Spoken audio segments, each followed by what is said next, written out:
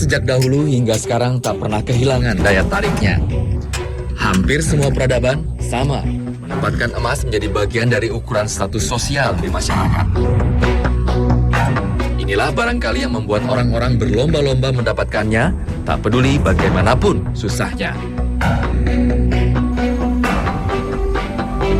Perjalanan tim Indonesiaku kali ini membawa kami ke salah satu bagian negeri ini yang kaya akan emas. Tepatnya di Kabupaten Sumbawa Barat, Nusa Tenggara Barat. Sumbawa Barat terkenal dengan sebutan tanah emas permata. Ya, menambang emas di sini memang sudah menjadi fenomena tersendiri bagi warga di Sumbawa Barat. Penambangan emas tradisional kerap menjadi salah satu ladang rezeki terbesar bagi warga di sini, yang terkadang nyawa harus menjadi taruhannya. Lalu sebenarnya apakah masyarakat di sini dapat dikatakan sebagai masyarakat yang cukup sejahtera dengan kondisi itu? Pemirsa, ikuti perjalanan saya dalam Indonesiaku kali ini.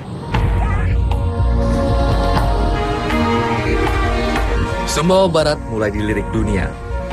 Penemuan bahan tambang di wilayah Batu Hijau tahun 1990 membuat investor asing datang ke Sumbawa Barat. Tahun 2010, perusahaan tambang asing milik Amerika berhasil melakukan produksi komersial untuk pertama kalinya.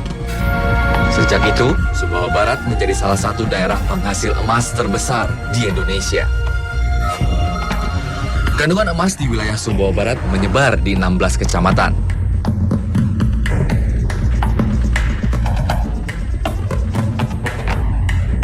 Langkah kaki membawa saya ke deretan pegunungan Lamunga. Sudah 3 bulan ini Gunung Lamunga ramai didatangi orang untuk mencari emas. Kabarnya pegunungan ini menyimpan bongkahan emas di dalam lubang batu di sekeliling lerengnya. Namun, ternyata tidak mudah menuju lereng pegunungan Lamunga. Jalan yang mendaki menjadi tantangan tersendiri bagi saya. Butuh waktu 1 jam untuk tiba di lokasi tambang. Tambang emas di pegunungan Lamunga umumnya dikuasai oleh perseorangan. Soal perizinan menjadi urutan yang kesekian. Yang penting, mereka bisa mencari nafkah untuk keluarga. Konon, demi mempertahankan lahan tambang, warga bahkan rela untuk berperang. Tambang adalah hidup mereka.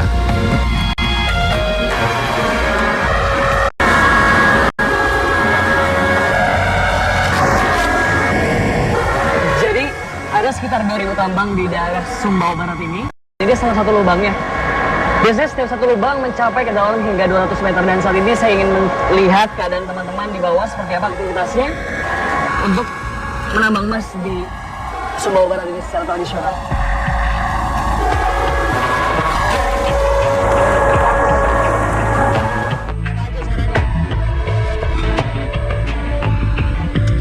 Lubang tambang kini berada di depan saya. Perlahan saya mulai menuruni anak-anak tangga kayu yang licin ini. Lubang tambang ini ternyata begitu sempit dan gelap. Rasa takut mulai menggelayuti pikiran saya. Namun, saya harus terus masuk ke dalam untuk mengetahui bagaimana para penambang bekerja. Kaki saya terkadang sulit menggapai anak-anak tangga ini. Jarak antara anak tangga memang lebih jauh jika dibanding dengan tangga pada umumnya. Waspada dan selalu berhati-hati adalah kunci keselamatan dari para penambang. Sekali saja ceroboh, maka risiko terjatuh ke lubang tambang yang cukup terjal harus siap diterima. Sampai di sini anak-anak tangga berakhir. Kini, saya hanya mengandalkan tanah-tanah terjal seperti ini sebagai pijakan kaki kami. Belum setengah perjalanan, kami harus menghadapi masalah yang cukup genting. Mesin pompa udara ternyata bermasalah. Dari 5 mesin blower udara, ternyata hanya 1 mesin yang menyala, yaitu mesin yang berada di luar lubang. Sementara 4 mesin yang berada di dalam lubang tambang rusak. Saluran penghubung mesin penghasil udara ini pun terputus dan sulit untuk disambung.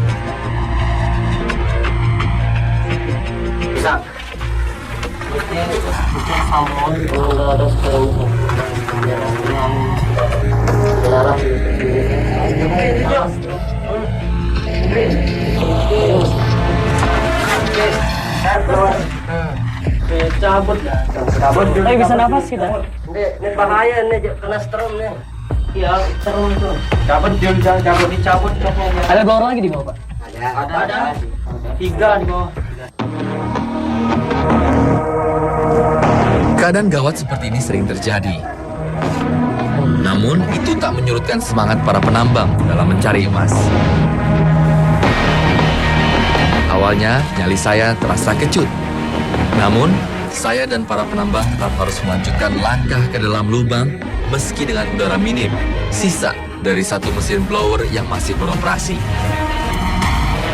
Sudah hampir 1 jam berada di dalam lubang, namun kami ternyata belum menemukan apa-apa.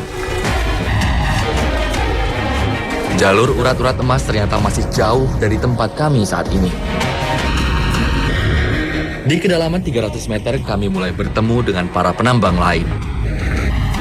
Disinilah kami mulai mengambil sedikit demi sedikit bongkahan batu. Tak ada yang tahu pasti batu mana yang mengandung emas. Mereka hanya mengandalkan guratan jalur emas pada batu yang akan ditambang. Selebihnya, mereka berserah pada nasib dan keberuntungan. Berharap ada butiran emas di dalam batu yang mereka angkut keluar lubang. Yang emas ciri-ciri seperti apa nih, Pak? Yang ini? Ya ini yang agak keroposan ini, Mbak. Ya. Jadi pemirsa, kalau misalnya memang mau mengambil emas, ada ciri-ciri tersendiri. Salah satunya adalah yang seperti yang saya pegang ini. Semakin keropos, biasanya semakin itu ya, Pak ya? Semakin keropos, semakin mengandung emas banyak. Kayak ini Ini termasuk keras ya, Pak? ini yang paling banyak mas. Kalau kayak ini keropos ini kan. Oh, Seperti ini mas. Gitu. sini nggak ada nih, Pak. Mencari jalur emas bukanlah hal yang mudah. Mereka tidak boleh salah menggali.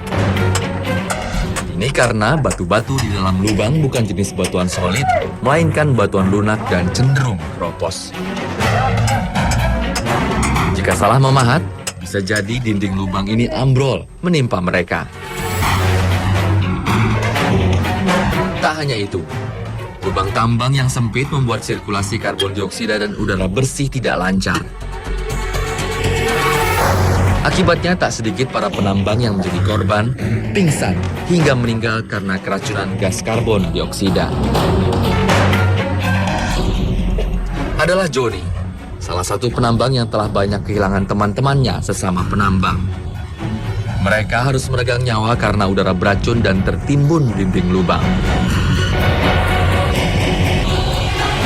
Pernah ada kejadian seperti itu, teman-teman? Selama 3 tahun ini pernah nggak ada kecelakaan di sini? Banyak. Ada yang meninggal. Meninggalnya karena Ambruk. Ketimbun tuh. Oh, Jatuh dari atas serem sampai. Joni hanyalah satu dari ratusan penambang emas di sini. Hanya bermodal linggis dan palu, tak terasa Joni sudah 10 tahun menjalani pekerjaan ini. Demi bisa menafkahi keluarga, ia rela meninggalkan anak dan istrinya di rumah selama 3 hari dalam seminggu. Rasa lelah tak pernah ia rasakan. Karena semakin sedikit bekerja, maka kemungkinan mendapatkan rupiah juga semakin sedikit. Di sisi lain, Rusdan tengah sibuk menggali dinding lubang tambang. Usianya memang tak lagi muda, namun semangatnya masih tinggi. Seakan tak mau kalah dengan para penambang yang masih muda. Dalam sehari, Rusdan bisa mengumpulkan 1 hingga 3 karung batu. Jika beruntung, maka 1 karung batu bisa mengandung 1 gram emas. Namun tak jarang 3 karung yang dibawanya sama sekali tak terdapat 1 butiran emas pun. Jumlah yang sama sekali tidak sepadan dengan beratnya perjuangan saat mengangkut dari dalam lubang tambang. Sudah 25 tahun menambang, namun peruntungan Rusdan baru terasa 5 tahun belakangan ini saat lubang tambangnya menyentuh guratan jalur emas.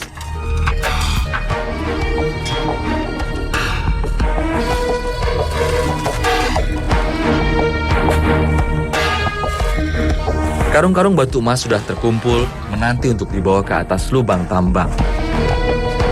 Mereka inilah yang akan membawa karung-karung batu ini. Sebutan mereka adalah tukang ojek tambang. Ya, Dalam sehari, para pengojek bisa membawa 30 hingga 100 karung batu.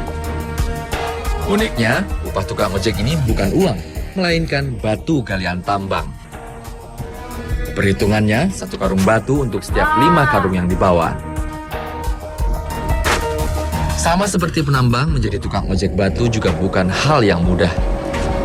Kondisi lubang yang terjal dan licin mengincar keselamatan para pengojek tambang yang kurang hati-hati. Sampai di atas, karung-karung batu langsung dibagi sesuai peran dan pekerjaan mereka. Biasanya para penambang ini langsung memisahkan separuh dari jumlah karung untuk pemilik lubang tambang. Separuh sisanya dibagikan kepada para penggali, ojek tambang, dan tukang masak di tambang ini.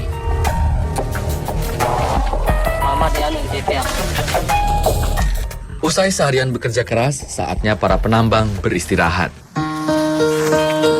Waktu beristirahat juga waktu bagi mereka untuk berbagi cerita sesama para penambang.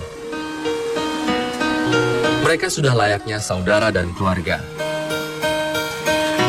Juru masak biasanya 1 minggu sekali turun ke pasar untuk membeli beras dan lauk. Ini karena pasar letaknya cukup jauh dari lokasi tambang ini.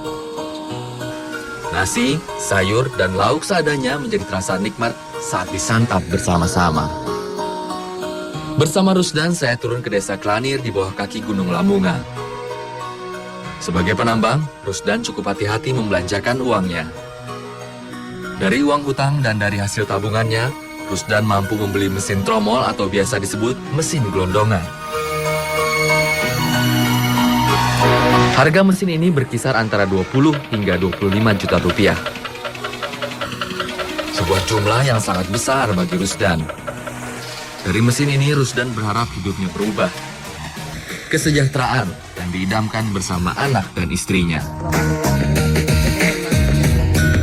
Ada gak sih Pak sedikit kayak perubahan bagi masyarakat di desa Sedong maupun desa lain ketika ada tambang emas ditemukan di daerah sini gitu? Ada gak perubahan? Ada. Setelah ada tambang emas, semua masyarakat yang ada di sini semua dapat kerjaan. Mulai dari perempuan, semua anak-anak. Anak-anak juga? Iya. Seperti apa itu pekerjaan mereka untuk anak-anak? Anak-anak kan sampai rumah itu bisa membantu ibunya ketuk batu. Oh, pecahin batu ya, itu. pecahin batu itu.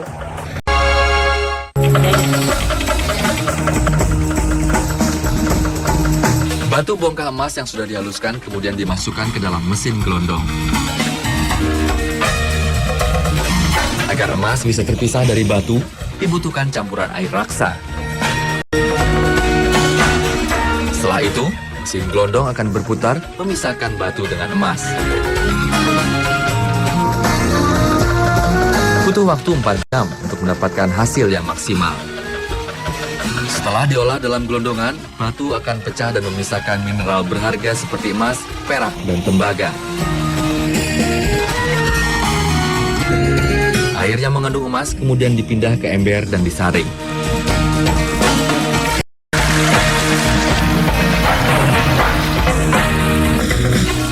Hasil saringan, nampak butiran halus emas namun masih berwarna perak karena masih mengandung air raksa.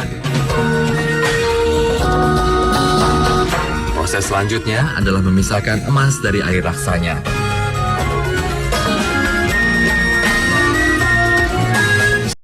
Dengan dipijat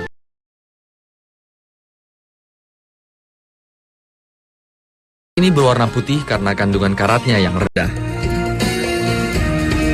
Hanya berkisar dari 12 hingga 18 karat saja. Proses terakhir adalah proses pembakaran. Proses ini harus dilakukan dengan sangat hati-hati. Asap pembakaran ini sama sekali tidak boleh terhirup karena mengandung merkuri yang beracun jika masuk ke dalam tubuh manusia. Butiran-butiran emas ini dapat langsung dijual kepada pedagang pengumpul dengan harga Rp200.000 hingga Rp400.000 per gramnya. Tergantung dari kadar karatnya.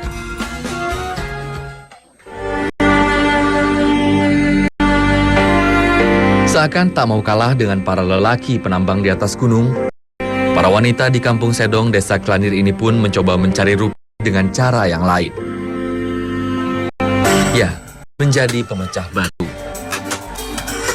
Kata perkasa terkadang dilekatkan dengan bawah.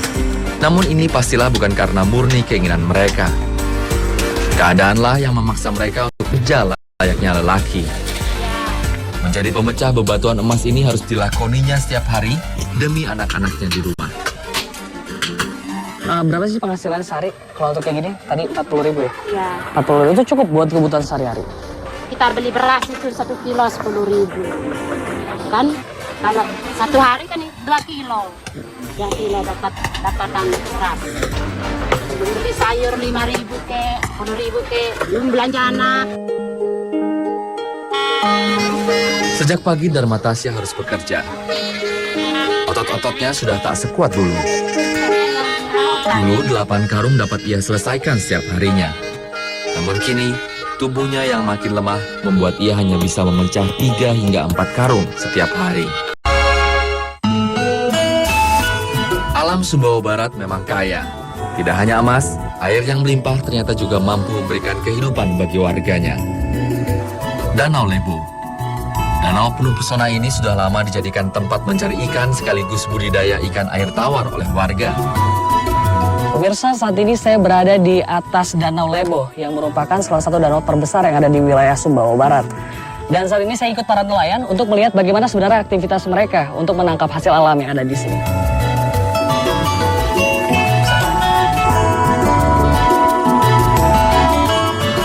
Parlianto adalah salah satu warga yang merasakan manfaat besar Danau Lebo. Dengan jaring berukuran 100 meter ini, ia berusaha mendapatkan ikan air tawar seperti ikan gabus, mujair, sepat, dan nila.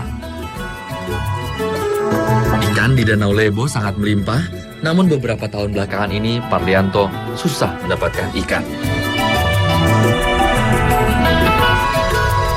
Dahulu, Parlianto bisa membawa 10 kg ikan sekali menjaring. Kini, bisa membawa 2 kg saja sudah sangat beruntung. Apa sih Pak dampak terbesarnya gitu loh dengan adanya tadi limbah tambang yang Bapak bilang? Dampak terbesarnya seperti ikannya sudah mati, terus pembelinya nggak mau beli soalnya katanya sudah kena limbah, merkurinya masuk. Tak hanya itu, Danau Lebo sepertinya juga makin tidak terawat. Hampir separuh luas permukaannya ditutupi oleh tanaman air. Akibatnya, Parlianto dan para petani ikan makin sulit mencari dan membudidayakan ikan di danau ini. Selesai menangkap ikan, biasanya Parlianto langsung ke pasar menjual ikan hasil tangkapannya. Sebagian lagi dikonsumsi untuk lauk keluarga. Meski ada rasa khawatir harus memakan ikan yang tercemar oleh merkuri, namun rasa lapar tak memberinya pilihan.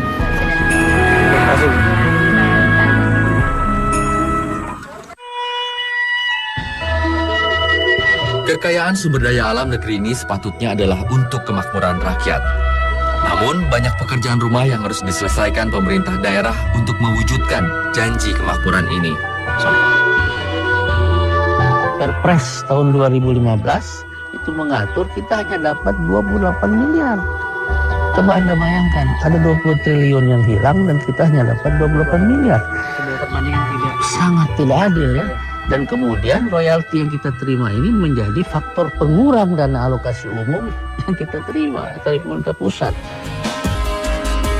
Kita semua berharap ada solusi untuk warga hingga kekayaan alam bisa dimaksimalkan manfaatnya, namun warga masyarakat sekitarnya pun tidak ditinggalkan. Berharap turut terangkat taraf kehidupannya. Semoga.